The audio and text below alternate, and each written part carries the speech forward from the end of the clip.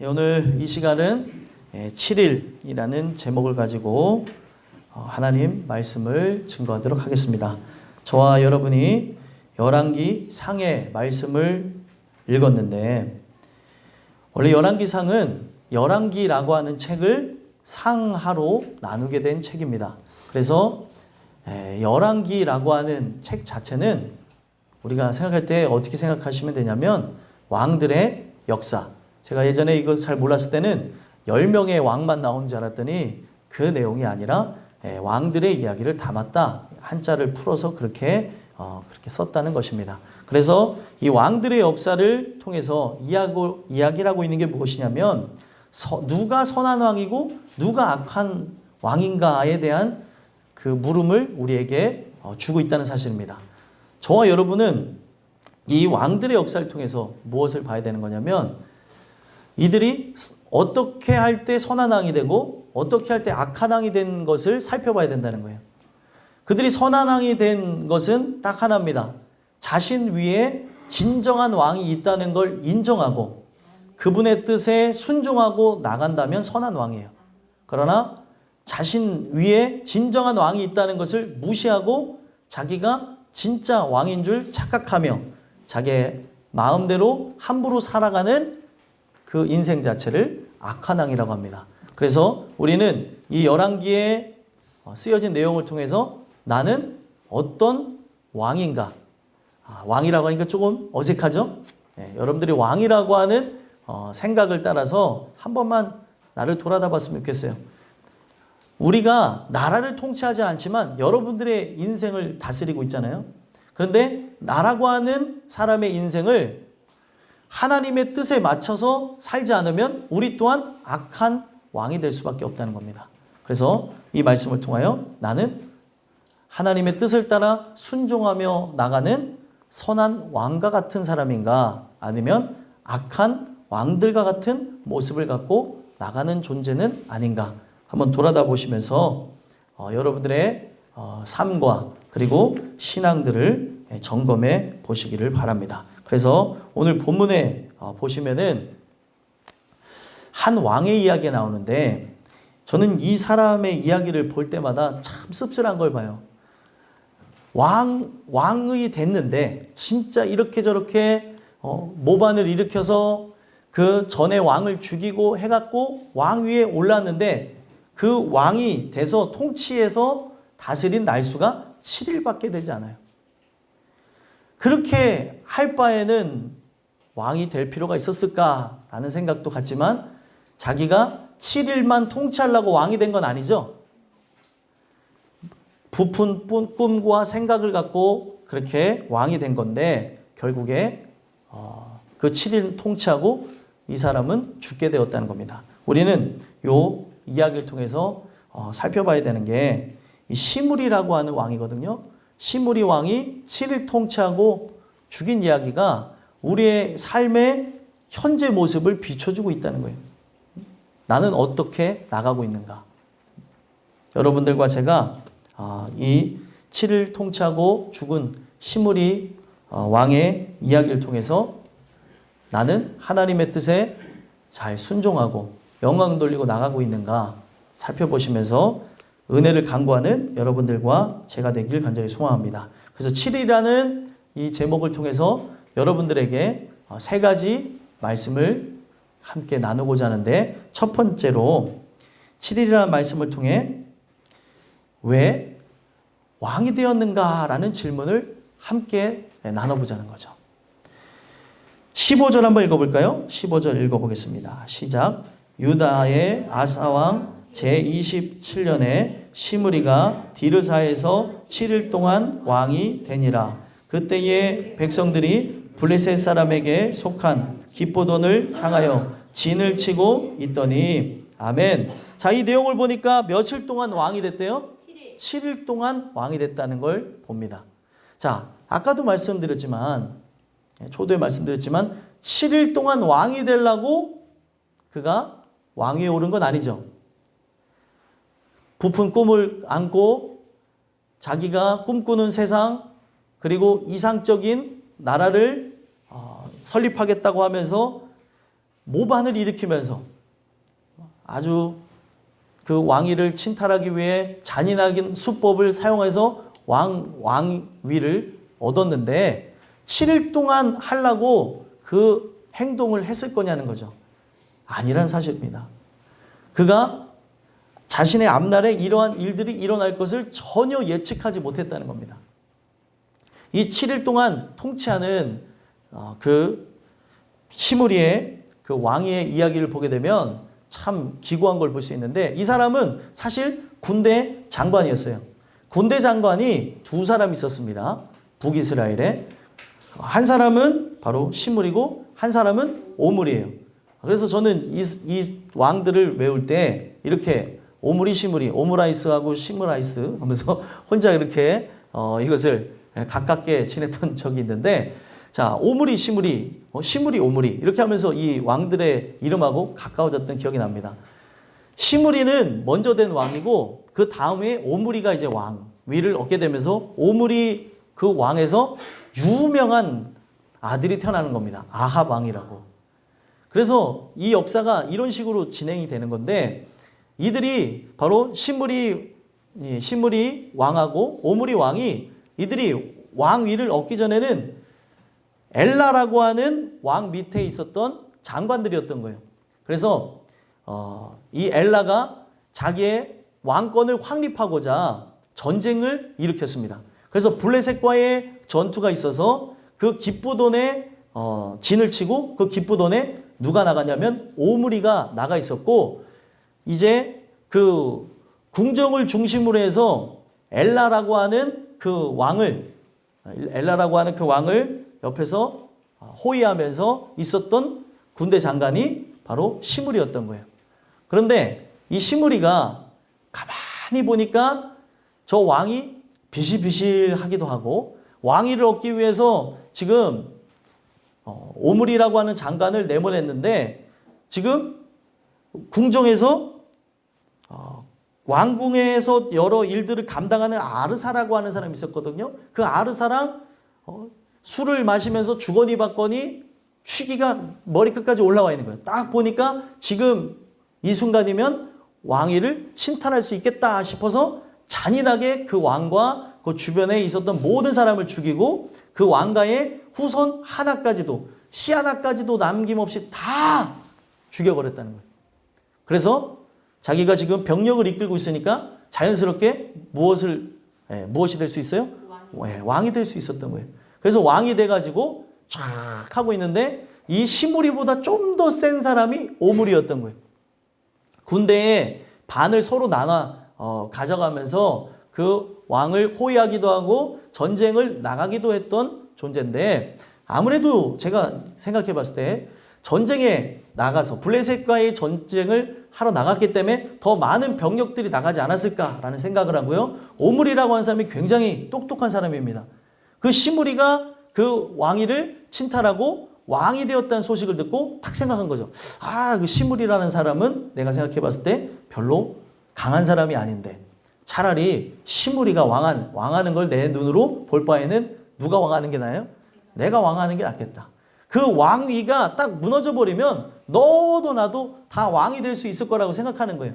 그만큼 북이스라엘의 상황 자체가 어두웠다는 사실입니다. 어느 누구나 힘만 있으면, 권력이 있으면 왕이 될 수 있는 상황에 이르렀다는 거예요. 근데 그들이 그 왕이 되려고 하면서 눈이 혈안이 되어서 그렇게 할 때 잊었던 게 뭐냐면, 그 왕은 사람이 세우는 게 아니라 하나님이 세운다는 사실을 까마득하게 잊어버렸다는 거예요. 시므리도 잊어버렸고 나중에 왕위를 또 빼앗는 오므리도 잊은 채 이 모든 내용이 일어나는 겁니다. 오늘 말씀의 주인공은 시므리죠. 그래서 결국에 시므리가 엘라를 죽이고 왕위에 등극하고 왕궁에 서서 내가 이 나라를 다스리겠다. 성경에 나오진 않는데 아마 그런 모습으로 탁 섰을 겁니다. 그러면서 뿌듯하게 하루, 이틀, 3일 보내는데 7일째 되어지는 날 어떤 일이 일어났어요? 오므리가 그 반란군을 이끌고, 반란군이라고 해봐야 서로가 다 그런 사람들이죠. 서로가 이 나라를 차지하겠다고 했던 사람들인데, 오므리가 생각했을 때 차라리 내가 왕이 되면 좋겠다라고 해서 그 기쁘돈에 있는 사람들을 어떻게 했어요? 회군시켜가지고 오므리가 그 군대 지휘관으로서 백성들을 이끌고 와서 어떻게 합니까? 그 디르사였거든요. 거기가 왕궁이. 디르사로 이제 기쁘돈에서 올라와서 그들을 에워싸고 전쟁을 시작합니다. 근데 이 전쟁에 능한 게 누구예요? 오므리예요. 오므리가 똑똑하다 그랬잖아요. 그러니까 시므리가 그를 이길 수가 없으니까 전쟁에서 패해버립니다. 그리고 포위망에 둘러싸여지게 돼요. 자, 거기서 어떤 생각을 하게 되냐면 내가 이렇게 할 바에는 차라리 죽어야겠다. 내가 저 사람에게 이 빛나고 아름다운 왕궁을 줄 바에는 이 왕궁을 불태우고 죽어야겠다 하고 불을 탁 지르고 자살을 해버립니다. 이게 오늘 시므리의 그 왕의 스토리를 볼 수가 있는데 왕을 그가 왕이 되려고 해서 이렇게 저렇게 악행을 저지르며 올라갔는데 그 사람 머릿속에 7일만 생각했냐는 거예요. 절대 아닙니다. 자자손손 이 나라가 부국강병을 누리면서 모든 나라가 흠모하는 나라가 됐으면 좋겠다. 이제 내가 왕이다 라고 하는 그런 생각으로 그 왕위에 올랐는데 가장 중요한 우리의 인생을 통치하시고 전 우주를 통치하시는 그 하나님이 진정한 왕이라는 사실을 잊은 채 자기의 힘으로 왕이 되고 자기의 힘으로 사람들을 죽이고 권력을 찬탈하게 되니까 하나님께서 7일 동안 통치를 하게 되면서 이 왕위를 걷어가셨다는 겁니다. 우리는 이 내용 속에서 살펴봐야 되는 게 7일 동안 왕이 되는 이야기를 통해 어느 누구나 할 것 없이 여러분들이 왕이 될 수 있다고 하면 사람은 왕이 되려고 하지 왕이 안 되려는 사람은 없습니다. 오늘날 같은 대통령제하고 다른 거죠. 왕은 뭐예요? 절대적인 권력을 갖고 있는 거예요. 그래서 자기가 하고 싶은 대로 할 수가 있습니다. 그래서 사람은 그 부패한 본성을 따라서 보게 되면 어떤 누구나 환경이 따라주면 왕을 하지 종을 하진 않는다는 거예요. 그렇죠? 여러분들에게 둘 중 하나만 선택하라면 뭘 선택하겠습니까? 종을 선택하겠어요? 왕을 선택하겠어요? 왕을 선택할 수밖에 없어요. 우리는 이 이야기를 통해서 시므리가 범한 죄가 뭐냐면 자신 위에 진정한 왕이 있다는 사실을 잊고 나간 게 정말 큰 죄였다는 거예요. 자, 우리가 인생을 살아가는데 인생을 살아가며 우리의 삶 자체를 성경에서 표현하기를 6일의 삶이라고 해요. 아무리 지구 역사가 지금 몇천 년이 지났다 한다 할지라도 성경에서 볼 때는 딱 지금 6일 안에 있는 날이라는 거예요. 그래서 제7일은 오지 않았습니다. 제7일은 오지 않았어요. 제7일은 뭐예요? 하나님 품에 안겨서 영원토록 안식하는 날이에요. 물론 성경에 안식일이라는 걸 지정해서 하나님이 안식하셨다고 하는 내용이 분명히 나오죠. 창세기 2장에서부터 언급되는 내용이지만 그것은 하나의 모형적인 것을 의미하는 거고 실제 우리가 저 하나님 품에 안기는 그날을 진정한 안식일이라고 하는 겁니다. 그래서 이 내용 속에서 우리가 함께 살펴봐야 되는 건 뭐냐면 똑같이 우리는 어떤 사람이라고 한다 할지라도 지위를 막론하고 내가 어떤 배경 지식을 갖고 있느냐 돈, 권력, 권세 다 떠나서 어떤 누구를 한다 할지라도 6일의 삶을 동일하게 살아갑니다. 6일의 삶을 동일하게 살고 결국에 7일째를 맞이하게 된다는 거죠. 그런데 성경은 이 내용을 통해서 우리에게 무엇을 얘기하는 거냐면 은혜를 받은 사람은 모든 사람이 죄를 범하여서 하나님의 영광에 이르지 못하고 자신이 하나님의 위치에 올라가 있는 상태에 있다가 은혜를 받으면 어떻게 돼요? 하나님의 위치에 올라가서 자기 멋대로 살던 사람이 피조물로 내려가는 거예요. 그러니까 여기에 모든 사람들이 함께 예배를 드리고 있잖아요. 우리가 진짜 은혜를 받으면 어떤 일이 일어나냐면 여러분들이 하나님과 같은 주권을 갖고 내 마음대로 살았던 것처럼 내 인생이니까 내 마음대로 살지 왕처럼 군림하고 건강관리도 내 마음대로 하기도 하고 또 소비 습관도, 그리고 내가 취미 생활도, 죄악을 범하는 것도 내가 왕이니까 마음대로 살아가는 것처럼 살아가다가 은혜를 받으면 어떻게 되냐면 피조물 위치로 내려간다는 거예요. 마음대로 했던 그런 모습에서 이제는 누구의 뜻에 맞춰 살아요? 하나님 뜻에 맞춰 살게 되어지는 거예요. 그래서 우리가 은혜를 받게 되어지면 어떤 누구를 한다 할지라도 6일의 삶을 함께 살아가는 거예요. 그죠? 부자도, 가난한 사람도, 높은 사람도, 낮은 사람도 6일의 삶을 살아가는데, 은혜를 받게 되어지면 바로 하나님 위치까지 올라갔던, 자신이 신처럼 높아졌던 그런 삶 속에서 피조물이 되어지면서 성경에 있는 말씀을 따라서 보면 어떻게 되어집니까? 우리가 그분의 종이 되어진다는 거예요. 그래서 6일의 삶을 뭘로 살아요? 왕으로 사는 게 아니라 뭘로 살아요? 종으로 산다는 거예요.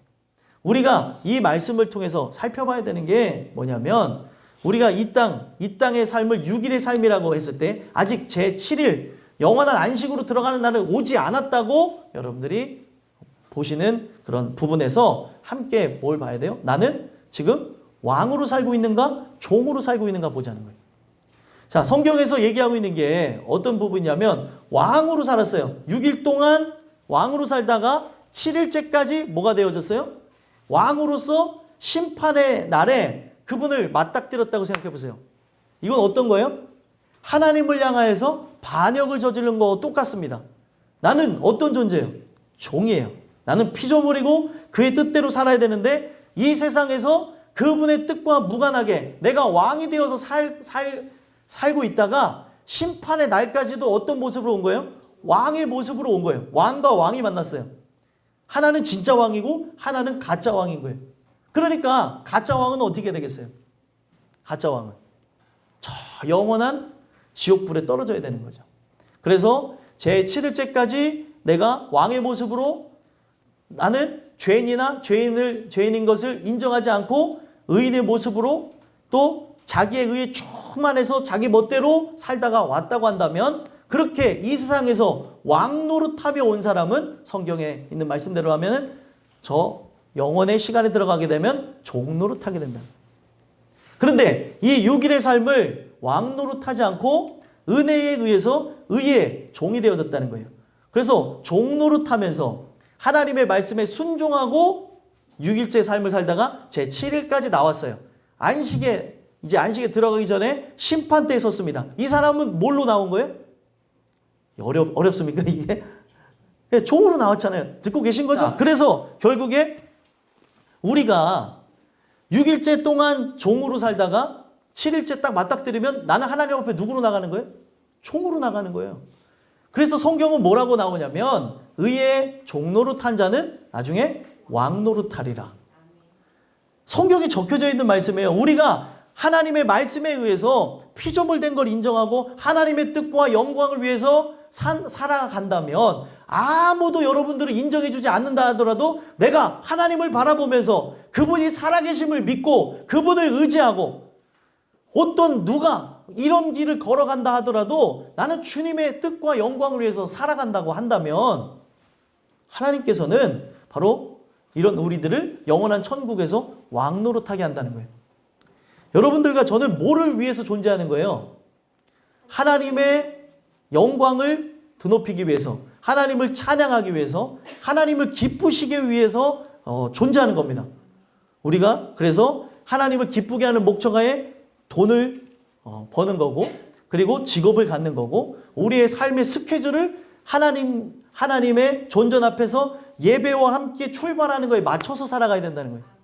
그래서 직업도 마찬가지고요. 그리고 우리의 삶 속에 만남이나 어떠한 집의 대소사의 일까지도 다 뭐에 맞춰져 있어야 돼요? 하나님과 만나는 예배에 맞춰져 있어야 되는 거예요.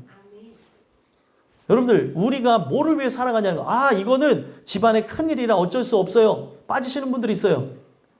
근데 이 일보다, 그 사람들을 만나는 그 일들보다 더 중요한 게 하나님 만나는 거고, 그 하나님 뜻 안에 거하는 거라는 거죠. 내가 그들을 만나지 않는 것으로 사람들이 손가락질 받고 또 사람들에게 미움을 받을 수 있어요. 근데 그들은 하나님을 인정하지 않기 때문에 그날에 만나는 것들을 하고 그날의 스케줄을 잡고 이 날을 이렇게 해서 나가야 된다고 하지만 하나님의 사람이라고 한다면 여기에 시간을 맞춰야 됩니다. 여러분들과 이렇게 살기를 원해야 되는 거. 내가 혹 빠질 수도 있고 직업상 못 나오게 될 수도 있어요. 근데 중심이 어디냐는 거예요. 내가 종이냐 왕이냐는 거예요. 왕이 돼서 내 마음대로 스케줄을 조정하고 하는 게 아니라는 거예요. 하나님께서 우리에게 드리는 이 예배는 창세전에 예정해 놓으신 거예요. 이게 제일 먼저 스케줄 잡힌 겁니다. 근데 우리는 자꾸 사람들과의 대화 속에서 내가 왕이 돼서 이렇게 저렇게 바꿔버리는 거예요. 불필요한 모임은 없애야 되고 주님을 위해서라면 그러면 살지 말라는 겁니까? 우리가 뭘 보고 살아가냐는 거예요. 이 땅에 썩어질 것을 바라다 보며 찬란한 것을 바라다 보며 사람들과 하하호호하기 위해서 존재하는 게 아니에요. 하나님을 기쁘기 위해서 존재하는 거죠. 내가 왕으로서 즐거워하고 사람들과 웃다가 여러분들의 영혼을 잃어버릴 수 있다는 겁니다. 직분이 중요한 게 아니에요. 내가 지금 이 시간에 예배 드리려고 딱 정해져 있는 시간에 예배 드리지 않고 다른 곳에 가 있다고 한다면 내가 뭐를 위해 살아가고 있는가 보자는 거예요. 도대체 중심이 어디 있는지. 왕으로서 가 있는 거 아니냐는 거예요. 왕이 지시를 내린 거예요. 이 시간에 함께 예배하며 나의 성호의 그 이름을 너희들이 찬양해라. 근데 그 성호의 이름을 높이기보다는 그 거룩한 이름을 높이기보다는 나의 이름을 위해서 나가고 있다면 내가 왕이라는 거죠. 오늘 이 주시는 말씀을 통해 한 번만 생각해 봤으면 좋겠어요. 내가 이 6일의 삶을 살아가고 있는데 제 7일은 분명히 하나님의 그 택하신 부르심의 그 날을 따라서 각 사람이 다르기도 하죠. 먼저 부름을 받는 사람들이 있어요. 7일이 먼저 오는 사람이 있는가 하면 온 인류가 함께 맞이하는 7일도 존재합니다. 온 인류가 함께 맞이하는 그 7일의 날에 내가 6일의 삶 동안 종으로 살았느냐 왕으로 살았느냐가 여러분들의 삶의 인생의 결과를 다르게 한다는 거예요. 여러분들과 제가 이 땅에서 하나님의 뜻대로 순종하며 살아가는 종이 되셔서 하나님의 나라에서 왕 노릇하는 그런 축복이 여러분들의 것이 되길 간절히 소망합니다. 두 번째로 7일이라는 말씀을 통해서 살펴봐야 되는 게 무엇이냐면 왜 함락되었는가 살펴보자는 거예요. 왜 함락되었는가.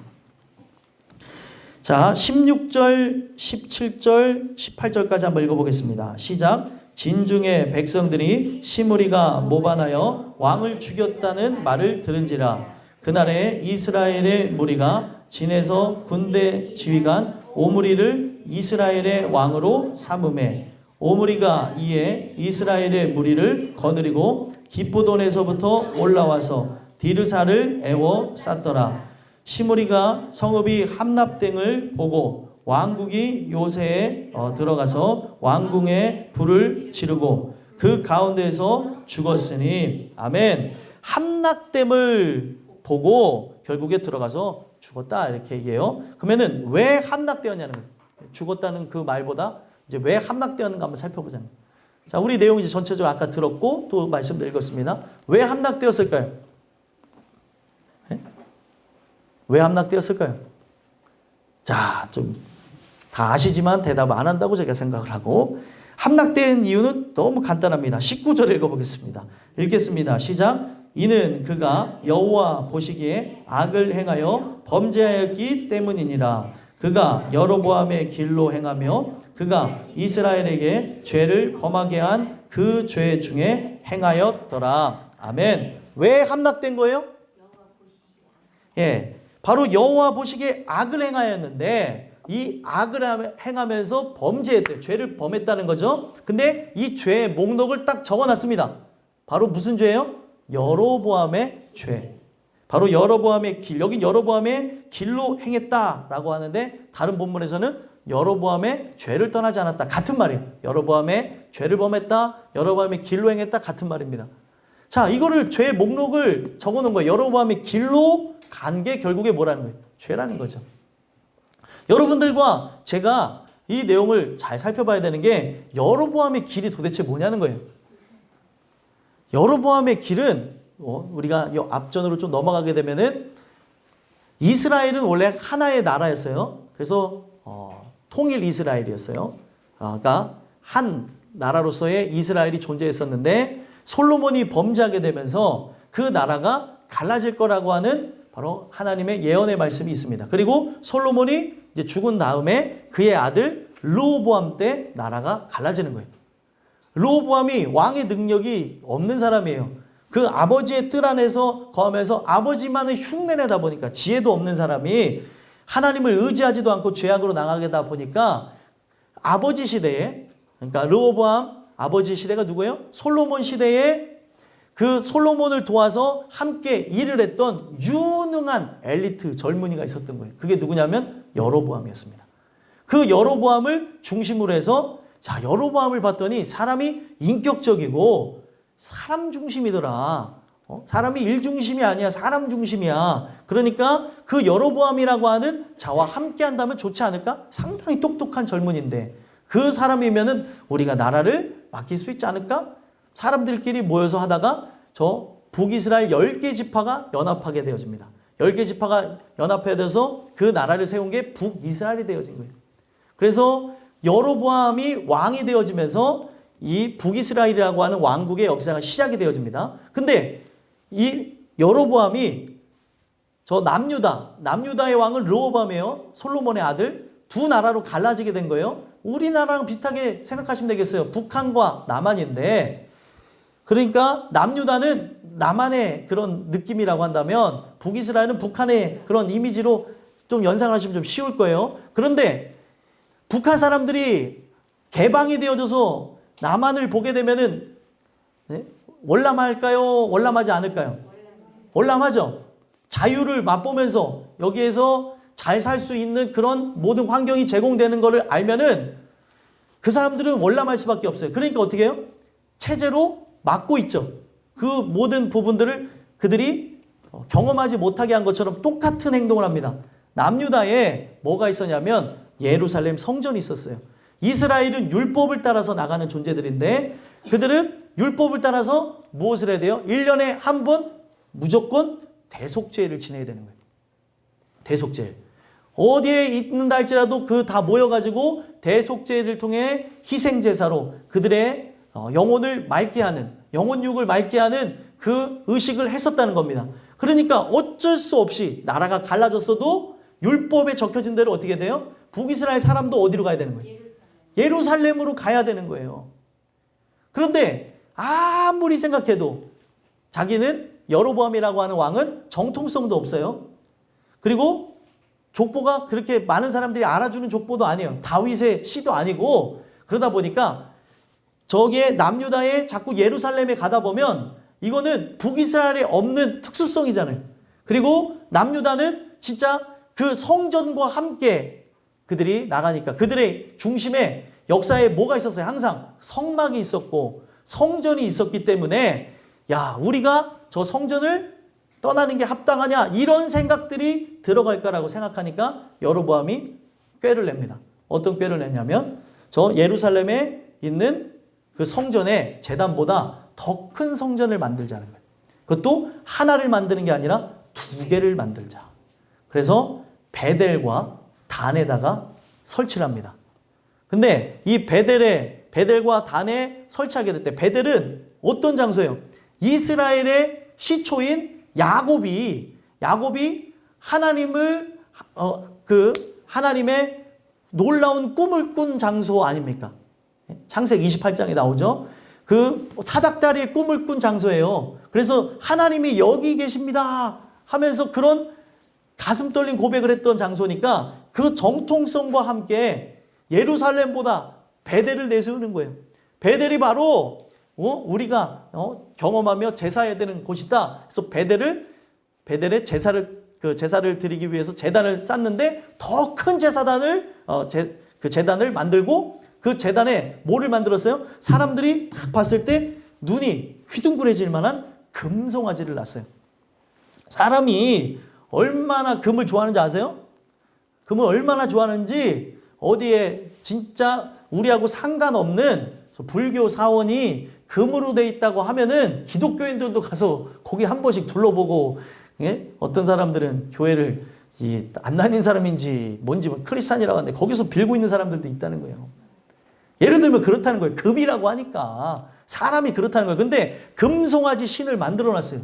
딱 봐도 이 소가 어떻게 생겼어요? 힘있게 생겼죠. 그리고 풍요를 줄 것 같죠. 이 소가 힘이 세잖아요.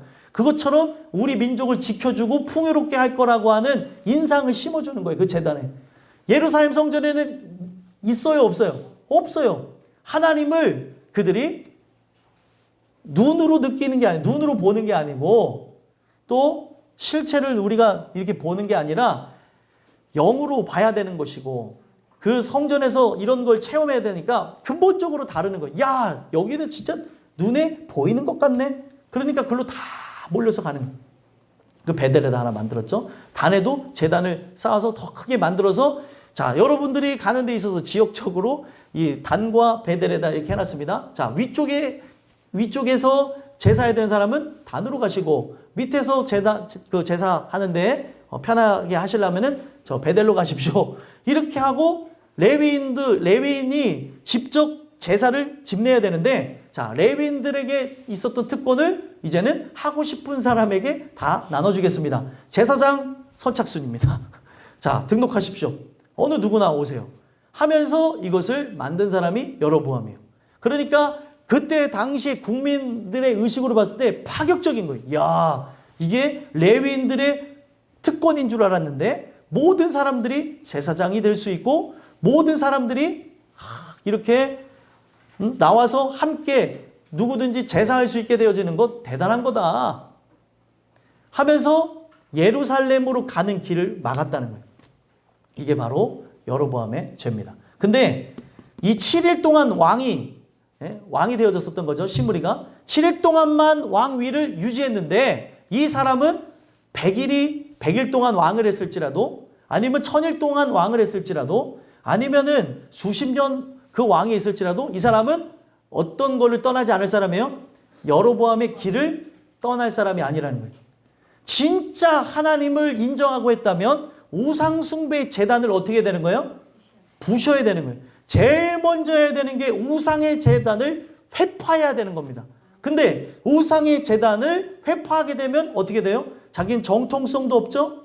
그리고 이것을 회파하게 되면 뭐예요? 자기를 부정하는 것 같은 길이니까 그것을 그대로 내버려뒀다는 겁니다. 하나님은 그것 자체가 악이라고 생각한 거예요. 이 사람이 얼마나 많은 악을 범해서 그런 게 아니라 그 여로보암이 만들어놨던 그 길을 떠나지 않았기 때문에 결국에 어떻게 되는 거예요? 심판을 받았다는 겁니다. 자, 오늘 여러분들의 살아가는 삶 속에 여로보암의 길이 뭘까요? 우상숭배라고 하는 기본적인 답변도 가질 수 있지만, 내가 원하든 원하지 않던 나에게 지금 존재하는 바로 원죄를 상징할 수 있습니다. 원죄. 이거를 어떻게 떠날 수 있어요? 이 원죄를 떠난다고 하는 거는 나를 부정하는 거고, 내가 죽는 거고, 새롭게 태어나야지만 되는 부분인데, 하나님 주시는 은혜를 통해서 이 부분이 새로워지지 않으면 어떤 누구도 나 자신을 부정하거나 부인할 수 있는 사람이 없어요. 그렇지 않습니까? 오늘 우리가 이 주시는 말씀을 통해서 여로보암의 길을 버리고 예수께서 걸어가신 길을 걷는다는 것, 다시 예루살렘으로 돌아간다고 하는 것은 나라고 하는 존재를 포기할 때, 나의 권리를 포기할 때 나타나는 거라는 거예요. 그래서 하나님 주시는 은혜를 통해 거듭난 자만이 자기의 권리를 포기하는 거예요. 여러분들이 누릴 수 있는 최소한의 권리를 누구 때문에 그냥 무작정 포기하자, 권리를 내려놓자는 게 아니라 예수 때문에 나의 모든 권리, 그걸 다 포기한다는 거예요. 왕으로서의 권리를 포기해야 진짜 뭐가 되는 거예요? 왕이 되는 거예요. 종으로서 왕이 될 수 있다는 거예요. 왕이 그 위를 그가 유지하며 살아갈 수 있다는 거예요. 근데 그렇게 할 수 있는 사람이 없어요. 왕의 길을 포기해야 되는데, 종으로서 나가야 되는데 누가 그것을 하겠냐는 거예요. 이 정통성을 여로보암이 만들어놨던 그 제단을 자기가 부수면 나는 끝난다는 생각, 내가 세운 나라는 무너진다고 하는 그 생각 때문에 아무도 할 수 없었습니다. 결국에 이 제단은 끝까지 가는 거예요. 그래서 이 제단을 누가 망가뜨리는지 아십니까? 예? 이 제단을 나중에 보면은 남유다의 왕 누구예요? 요시아가 예언대로 가서 그걸 다 때려 부수면서 그 제단을 회파시켜 버립니다. 예후라고 하는 왕이 나타나서 북이스라엘을 개혁할 때도 이 산당을 없앨 수가 없는 거예요. 자기라고 하는 존재를 거부할 수가 없기 때문에. 오늘 여러분들과 제가 원죄를 거스릴 수 있는 게 뭔 줄 아세요? 나를 부인하고 나를 거스릴 수 있는 이것은 하나님 주시는 은혜를 우리가 받아야 모든 사람이 걸어가는 게 뭐예요? 죄를 범해서 나가는 그 길이 여로보암의 길이고 결국에 사망으로 가는 길인데 은혜를 받은 자만 어떻게 해요? 예루살렘으로 돌아가고 그 예루살렘의 성전에서 마주해야 될 예수 그리스도, 그 예수 그리스도의 긍휼의 십자가를 맞이함으로 우리는 어딜 가요? 예수가 걸어가신 길을 걸어가는 거예요. 고난의 길. 그래서 성경은 뭐라고 얘기합니까? 우리가 진짜 은혜를 받아야 좁은 문, 좁은 길을 걸어가는 거예요. 모든 사람들은 다 넓은 문으로 들어가길 원하고 그 넓은 길로 가길 원합니다. 은혜를 받은 사람만 좁은 문, 좁은 길로 가는 거예요. 아니 우리 교회가 어떤 사람들이 얘기를 해요. 이렇게 저렇게 우리가 집회 하면서 다른 교회도 이렇게 마주보고 또 이렇게 찬양도 하고 또 인사도 하고 하니까 정말 저 교회 좋다는 거예요. 그런데 왜 못 와요? 정말 좋다는데 조금해서 오고 자기하고 규모가 좀 안 맞는다 이거죠. 자, 천국을 가는 데에 교회 크기가 뭔 상관입니까 도대체? 교회가 조금해서 못 온다는 둥 가면은 부담이 실없대요. 누가 부담을 줬어요 도대체? 도대체 부담스러워서 못 오겠다. 어떤 마음인지 알아요. 여러분들도 아시죠? 예? 주목받는다는 그런 생각 때문에 큰 교회 다니면 왔는지 갔는지도 몰라요. 그게 왜 그런 줄 알아요? 죄 짓기 편해요. 내가 행사가 있어서 이렇게 빠지고 저렇게 빠져도 티도 안 나요. 근데 여기 딱 보면 어머 오늘 누구 안 나왔네. 딱 보이거든요. 이것도 부담스럽고 저것도 부담스럽고 이거를 누가 견디냐는 거예요. 자, 우리가 그것 때문에 큰 교회 작은 교회 가는 게 아닙니다. 진짜 복음이 있으면 작은 교회도 갈 수 있고 복음이 있으면 큰 교회도 갈 수 있는 거예요. 근데 작다고 해서 뭐 때문에 이게 다 뭐예요? 이걸 내려놔야 이것을 초월해야 이 문턱을 넘어서 은혜를 받는 거죠. 누구든. 좋아만 보이다가 끝나는 거예요. 누구나. 오늘 우리가 이 말씀을 통해서 함께 살펴봐야 되는 게 뭐냐면 성읍이 함락된 건 딱 하나예요. 여로보암의 길로 행하였기 때문에. 바로 여러분들이라고 하는 인생의 성읍이 함락되는 이유도 딱 하나입니다. 여로보암의 길로 가기 때문에 함락될 거예요. 내가 만약에 여로보암의 길로 가지 않는다면 하나님께서 여러분들을 그 죄로 인하여서 함락되거나 우리가 진짜 실패하거나 무너지는 일들은 없을 겁니다. 실패는 여러분들 성경에서 말하는 실패는 우리가 망하고 그리고 우리가 어떤 재앙으로 질병에 걸리고 하는 게 실패가 아니라 저 영원한 지옥에 들어가는 게 실패예요. 오늘 우리가 진짜 나라고 하는 인생 자체가 진짜 함락되기에 오늘 함락되어도 할 말이 없을 정도로 살아가고 있는 걸 살펴볼 필요성이 있다는 거예요. 왜 저 사람이 갑자기 저런 일을 당했지? 저런 심판? 저런 문제들이 일어난 이유가 뭐지? 이런 것 때문에 그렇구나. 내가 무너진 이유가 이런 것 때문에 그렇구나. 이런 일이 없었으면 좋겠다는 거예요. 삶을 살아가면서 제가 말씀을 통해서 보니까 고난이 딱 두 종류가 나눠지는데 첫 번째는 뭐예요? 이 고난이 나의 죄 때문에 생겨나는 거예요. 그러면 나의 죄 때문에 생겨나는 고난이 어느 정도 퍼센티지가 되는 것 같아요? 저를 바라다보고 또 객관적으로 우리 모두를 바라다볼 때 이 고난은 거의 99.9%에 해당되는 것 같아요. 그러면은 다른 의인이 받는 고난은 어느 정도예요? 0.1%. 얼마 되지 않는다는 거예요. 그만큼 적다는 거죠. 오늘 우리의 인생 속에 이 말씀을 통해서 살펴봐야 되는 게 내가 의인으로서 받는 고난이 분명히 존재하죠. 신앙생활하면서 진짜가 돼서 신앙을 고수하면서 받는 고난이 존재해요. 그죠? 사람들을 통해서 받는 조롱이나 핍박이나 무시나 이런 것들도 존재하기도 하나 우리가 죄를 범해서 일어나는 고난도 많다는 거예요. 그래서 오늘 우리가 하나님의 뜻을 거역하면서 바로 여로보암의 길을 따라서 나가고 있다면 원죄가 해결되지 않은 채 자범죄와 함께 더불어서 우리가 그렇게 나가고 있다면 이게 세워져 있었던 건데 내가 한 거는 아닌데 언제는 누가 했어요? 여러분들이 하셨어요? 아니죠. 아담과 하와가 만들어 놓은 거예요. 근데 내가 한 거는 아닌데 이게 해결되지 않으면, 이게 무너지지 않으면 결국에 끊임없는 자범죄가 계속 생성이 되어지고, 이게 해결되지 않으면 결국에 다 멸망으로 나간다는 거예요. 그래서 성경은 여로보암의 제단을 다 무너뜨리라고 하는 것처럼, 여로보암의 길에서 떠나라고 하는 것처럼, 죄에서 떠나라고 하는 것처럼 우리가 이제 이 자리에서 떠나야 된다는 거예요. 죄의 자리에서. 그렇지 않으면 내일 함락돼도 우리는 이상하다고 말할 수가 없다는 거예요. 하나님의 진노가 우리에게 곧 머물러도 할 말이 없는 존재라는 겁니다. 오늘 이 주시는 말씀을 통해서 여러분들과 제가 이제 여로보암의 길로 행하는가, 내가 제일 중요한 것, 살아가면서 여러분들 도덕과 윤리의 기준이 높은 사람이 있나요? 있습니다.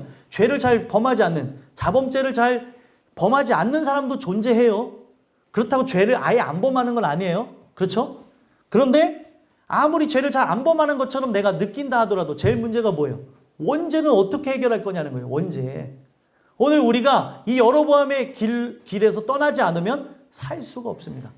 이 주시는 말씀을 통해 바로 여호와께 피함으로 여러분들이 복을 받은 자로 살게 되는 축복이 있게 되기를 간절히 소망합니다. 마지막 세 번째로 7일의 말씀을 통해서 우리에게 어떤 말씀을 주시냐면, 왜 불을 지르고 죽었는가에 대해서 말씀해 주십니다.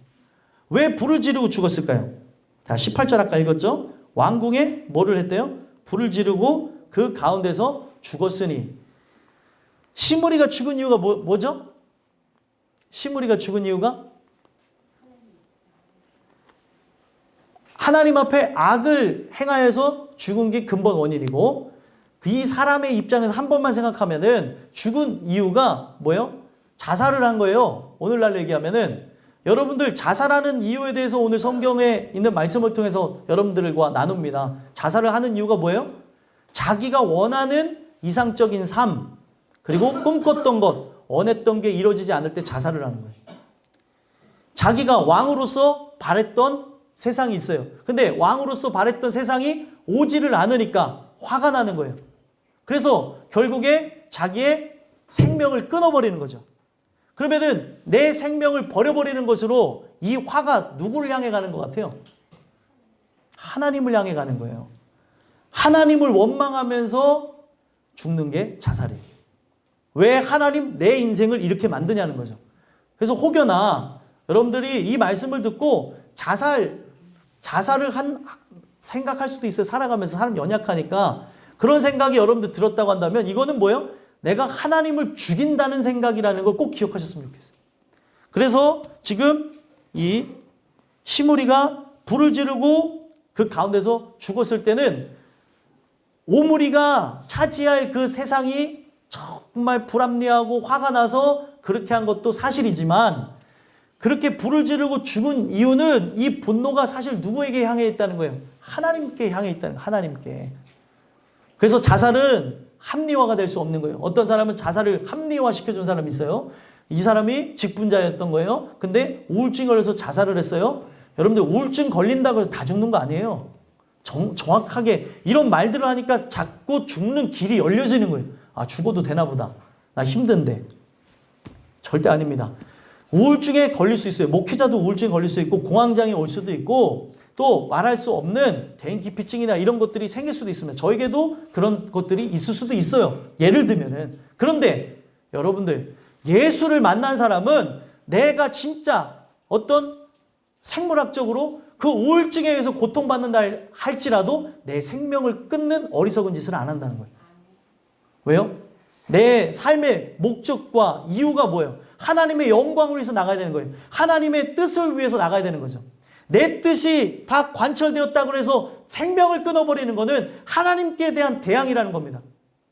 그래서 내 생각은 다 죽어 없어지고 하나님의 생각으로 여러분들이 가득 차게 된다면 우리 땅끝 교회를 다니면서 자살한 사람은 한 명도 나타나지 않을 거예요. 제가 여러분들한테 정말 죄송한 얘기지만 자살하면 저는 장례식 안 갑니다.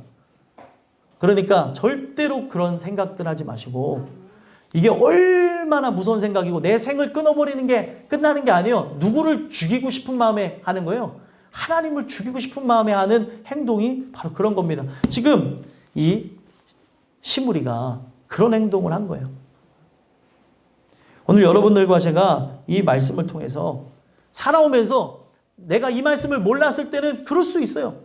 내가 몰랐을 때는 그렇게 과정 속에서 그런 연약한 모습을 보일 때도 있을 수 있습니다. 왜냐하면 저도 예수님을 만나기 전에 그런 생각도 해봤거든요. 높은 고층에도 올라가 보고 내려다 보니까 야 그런 생각도 해보는 거예요. 마귀가 어떤 생각 주는 거예요? 야 뛰어내려. 뭐 사는 게 힘든데 사람이 힘든 거는 상대적인 거 아시죠? 애가 힘들다고 하는 거 들어보셨어요? 예? 예준이가 와서 그러더라고요. 아 힘들어. 제 몇 살인 줄 아세요? 7살이에요. 야 뭐가 그렇게 힘드니 했더니 아 힘들. 뭐가 힘든데? 때로는 밥 먹는 게 힘들고 때로는 뛰어노는 게 힘들고 얼마나 힘들어요. 옆에 권사님 참 몇 살 차이 나세요? 두 분이. 얘가 힘들다고 한다니까 요즘에. 상대적인 거라니까 상대적인 거. 근데 힘든다는 거 하면 어떻게 해요? 어쩔 수가 없는 거예요. 예? 여러분들 힘드시죠? 예? 안 힘드세요? 삶을 버티는 게 힘들 때가 있지 않으세요? 그러면서 안 그런 척 생글생글 다 웃고 계시는데 예? 예, 견딜만 해요. 아 감사해요. 견딜만 한 거는 좀 힘들긴 한 거예요. 그래도. 그죠? 견딜만 하니까 사는 거예요. 그러니까 우리가 이 말씀을 통해서 봐야 되는 게 뭐냐면 진짜 힘든 거는 힘들라고 하면 별거 아닌 것 때문에 힘들더라니까요. 진짜. 어떤 사람은 공과금 때문에 미치겠다는 사람도 있어요. 아유, 공과금 낼 날이 이렇게 가깝게 오고 왜 카드값 나는 발음도 안 돼. 카드값 내는 날 이렇게 빨리 옵니까? 이것 때문에 힘든 사람도 있더라니까. 그것 때문에 예? 생을 마감할 수도 있고 상대적인 거라고 해요. 아무렇지 않고 견디고 또 버티시는 분도 있는가 하면 그러지 못한 사람들도 있습니다. 제가 다 사람마다 다르다는 거예요. 근데 이 말씀 속에서 봐야 되는 건 뭐냐면 내가 꿈꾸고 원했던 삶이 아니라 한다 할지라도 우리는 끝까지 버티고 견뎌야 되는 거예요. 진짜 때로는 출근하는 거 죽을 맛일 때도 있죠. 나 아니신 것처럼 또 표정씨는 어떤 분은 출근하기가 정말 힘들어서 울면서 출근하신 분도 있다는 소식을 들었어요. 너무 힘든 거예요. 너무. 내가 언제까지 이 삶을 이렇게 가야 되는가. 근데 삶이라는 건 뭐예요? 버티고 견디고 인내하는 게 삶입니다. 주님 오실 때까지. 내 삶에서 자그마한 말 한마디, 형제에게 말 한마디가 또 자매에게 말 한마디가 어떤 삶 속에서도 힘들지 하지만 자네 버티게 주님이 우리를 데리러 오시는 날이 올 거야. 버티자고. 힘들지? 우리에게 필요한 게 이런 거라는 거죠. 세상은 뭐예요? 여러분들을 위해 투자하십시오. 여러분들을 위해서 살아가십시오. 왜 힘들어합니까? 뭐 잘 들어보면 이게 살라는 건지 죽으라는 건지 모르겠어요. 어떨 때 들어보면은. 오늘 우리가 이 말씀을 통해서 살펴봐야 되는 게 이 시므리의 그 속에서 자기가 원치 않는 그런 모습이 나오니까 자살을 선택했던 것처럼 우리 모든 사람도 예수를 믿는다고 하는 사람이나 실제로 그와 동행하지 않으면 이런 생각이 여러분들을 흔들어 놓을 수 있다는 거예요. 어떤 누구라 한다 할지라도. 오늘날 문제가 무엇입니까? 기독교인들의 자살이 문제죠. 근데 제가 확실한 건 뭐냐면 예수를 진짜 만났으면 죽을 일이 없어요. 그러니까 여러분들이 살아가면서 많은 우여곡절 속에 내 생명을 혹시 해하고 끊으려고 하는 상황에 있었다가 살아난 경우들도 있을 수 있어요. 그게 제 얘기일 수도 있고 여러분들 얘기일 수도 있고 우리 누구의 이야기라고 한다 할지라도 이제는 하나님 주신 목숨을 주님을 위해 사용하잖아요.